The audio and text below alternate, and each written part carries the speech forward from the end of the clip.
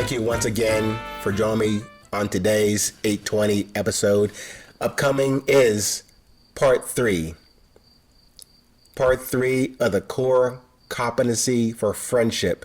The discussion, the shared love between myself and Paco. Please enjoy.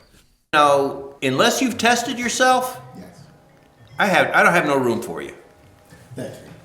And I think it's a good point we should emphasize here also is if you guys stuck with me on previous episodes of the 820 Enterprise, go back and check out how I tried to define what means friend.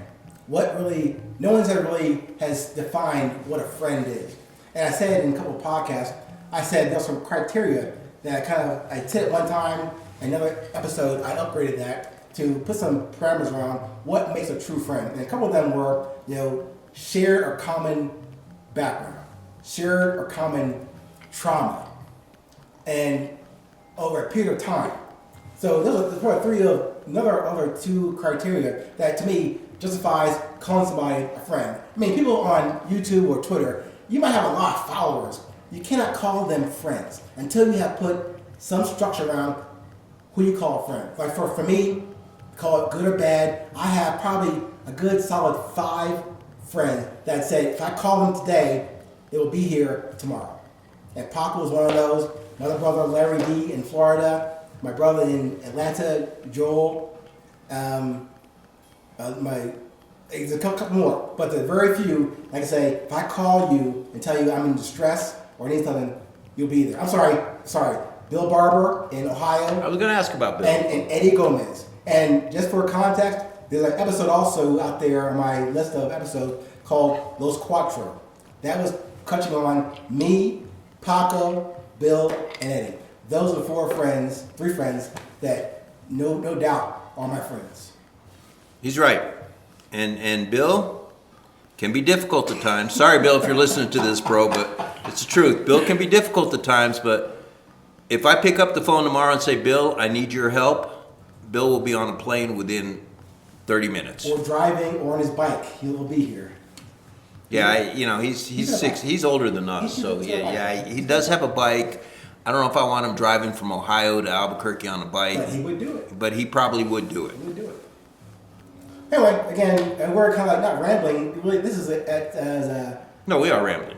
Shut up. No, we are. Okay, but it's a good ramble. Like either Christina or Michaela said, it's a constant stream of thought, a conscious thought. Or it could be unconscious thought. Well, it's conscious thought, but in all fairness, we've already had a couple of drinks to celebrate our 40 years of graduation from West Point. Yes. And don't get me wrong. I mean, I make fun, and we're the 2 minority kids that graduated that probably shouldn't have, but it was a great institution, It was. and it has done a lot for me in my life. I've made some great friends.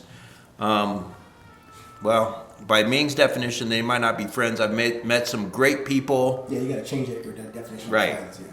I've met some great people on whom I can count, Yes. and I don't regret a second of it. Yes. Like, again, I think, go back a few minutes ago, you mentioned something about, back in the day, okay, actually go back a little further. We're talking about the Army that you and I served in from essentially 80 till 93. And I say this because, take it for what's worth. To me, that Army is not this Army today. That Army back then, keep in mind, well, again, we're pretty much old farts over here. However, we didn't have pagers, cell phones. We had to coordinate with each other face to face. Not even on the phone, we had to coordinate face to face. Say, hey, Paco, I'll be at that coordinate at this date in September, this time. You know I'll be there. And you had to count on that because you couldn't text them and say, hey, you're on your way, Right. or you coming here.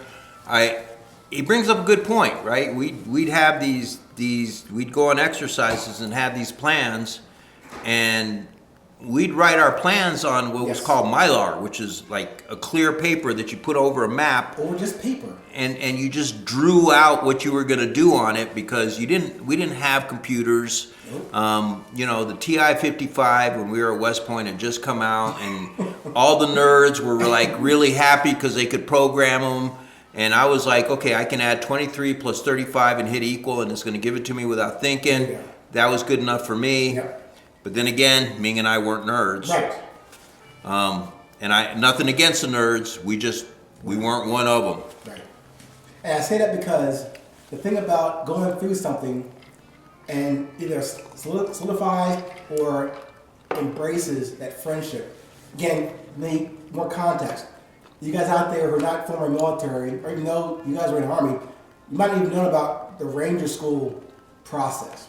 Now, to me, it's not just being a Ranger and qualifying in that school. It's what you learn there. It's not about tactics and shooting and killing. It's about how to lead under pressure. How to lead under no sleep, cold, frozen, wet, hungry for too much straight. In your case, it took 4 months. It was 4 months. I recycled a couple times. It took me 4 months to get through the school. I was going to say that, but you brought it up. Well, you know why I admit it? Because it just makes me a bigger badass. Or a summer ranger. However, we'll leave that to the side for now. The point is, Paco and here's the thing. I would give him more credit than me going to West Point, me going to Ranger School. I went through Ranger School after basic camp and then straight to Ranger School in '84. This guy, I went as a lieutenant, a brand new butter bar second lieutenant, still, fearless, unbreakable, all kind of shit. This guy went as a freaking captain in the Army trying to go through Ranger School. And you get no credit for being a higher rank coming in. You go to Ranger School, you are the same rank as everybody. This guy decided to go to Ranger School because, his statement is, he went because I had a tab and he didn't have one. I don't dispute that. However, that's freaking stupid because that's a freaking hard school. Stupid. Okay, and I'm probably not going to agree with the description of stupid, but if you understood mine and Ming's relationship, We're stupid. Well, we are stupid, but there was no way I was going to go through life allowing him to have a Ranger tab, and I didn't. Now, he claims that he would not give me a hard time about that. I would not. I would still, to this day, be hearing the fact that he's a Ranger and I'm not. And I wasn't about to let that happen. So, yes, I got in a motorcycle accident when we were in college. I wasn't allowed to go to Ranger School. I got all that stuff cleared up so I could go to Ranger School because I'm not lying here. There is no way I was going to allow Ming to give me crap for the rest of my life. But here's the thing. Let's tease that out a bit. Here's the thing. I said earlier, we left West Point May 23rd, 1984. I didn't see you again until 88, 89, 90-ish. So when did come in our conversation after 5 years, I said, hey man, look what I got. When did that ever come up? Okay, well, first of all, when did that ever come up? I had what's called a P3 profile.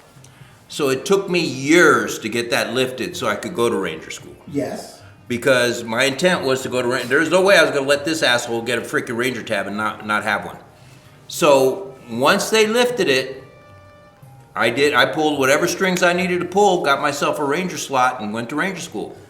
Hey, thank you guys for hanging with us for our discussions, our ramblings, our serious conversations about things we never had the opportunity to sit in front of a microphone, throw out a topic, and discuss it, laugh, and reminisce a bit, but not so much what to go back to, what to take forward that got us started 43 years ago and have us here today still learning, still growing, and still sharing.